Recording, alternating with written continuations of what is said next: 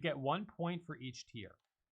So with 6 weeks of consistent profits, with 70% accuracy, just under 70%, and with a 1-to-1 profit-loss ratio, my score is 13. And we're scoring out of a total of 18 points. So your best highest score would be 18 points. Now, I've actually dropped down. I was a 14 and I dropped down to 13, and that's because of my profit-loss ratio. So we created this scorecard so you can visualize what area you need to focus on to become a better trader. And it's very clear that I need to focus on improving my profit-loss ratio. Consistency can't get much better. Accuracy is really pretty solid. This is the area that needs to improve. So what I need to do is I need to work on having smaller losses or having bigger winners. And it's easier to focus on smaller losses than bigger winners because we can't control the size of our winners. So again, we talk about the profit trifecta more in our webinars, which you guys can check out, or of course for students in our class.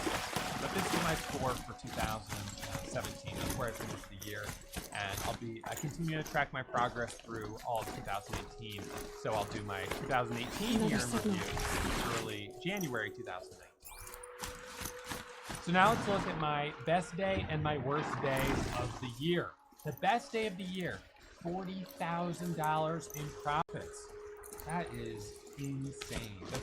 That's more money than I made working a 9-to-5 job in New York City, going into the office every single day of the year for an entire year. And I made more in one day. You could have told me, 10 years ago when I was working in that office that would be a possibility. I would have quit that same day. I would have walked out. But it took a long time to get here. So, second best day was $33,000 the day before. In 2 days, I made $73,000 profit. Absolutely crazy. But what's not uncommon for me is that my big red days follow big green days. So, big red days, when I get too aggressive, I push it too hard, and I fall into the red. In fact, my worst red day was a $15,000 loss on November 27th.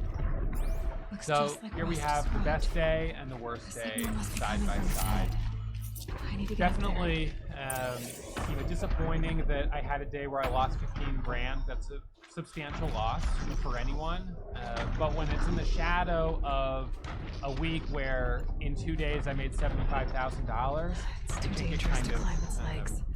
It softens the blow a little bit. It makes it not quite so bad. And so, one of the things I would say is to try to remember to keep it relative. What we're looking at here are some pretty big numbers, and that's because, number one, I've been trading for a long time, I have a lot of confidence, and number two, I am trading with large size. The only way you can trade with large size is when you've built up your confidence. So, these are big numbers, and for a trader who's only been doing it for maybe a year, the big number would be $4,000 of profit and a $1,500 loss. Right? Or you might even say $400 of profit and $150 loss. Those might be big numbers for you for where you're at right now. For where I'm at, these are, my best day and my worst day. Now, my best day and the worst day, those are the extremes of 2017. And everything else is the day where I lost $1,000.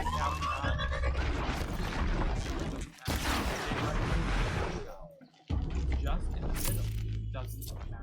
So I try not to beat myself up on days where I'm losing $5,000, $8,000, and at the same time I try not to go crazy celebrating on a day when I make $8,000 or $10,000, because those are just regular days within my range, within my standard deviation. So this is a big range, but it means anything in the middle is just a regular day. One of the challenges with trading is that when we make money, on a day when I made $40,000, I didn't really celebrate. I didn't do anything special because you know what? My job is to make money. My job is to come in here every single day, take trades, and make money. So I don't celebrate when I just do my job. You don't celebrate just doing what you're supposed to do. But on a day when I lose $15,000, you better believe I was pretty disappointed with myself. I was upset with myself. I felt ashamed. I felt like I am better than this. I shouldn't have allowed myself to be so aggressive. I should have stopped trading sooner. This $12,000 loss was my last trade of the day. I shouldn't have even taken it. This was my own fault.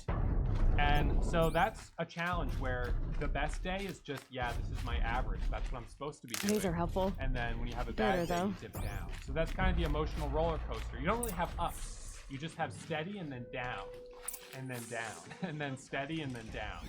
So a little bit of a psychological challenge with trading. And I encourage you guys to sort of embrace that and to try to give yourself a pat on the back when you have had a good day or you have had a good month. And let yourself off the hook on a day when you have lost money, because this is part of being a trader. You will have days where you lose money.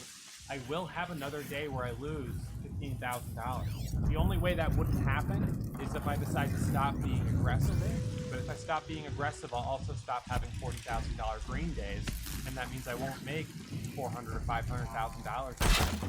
So if I want to reach my profit targets, I have to be aggressive, and that means I have to be willing to have a $15,000 day.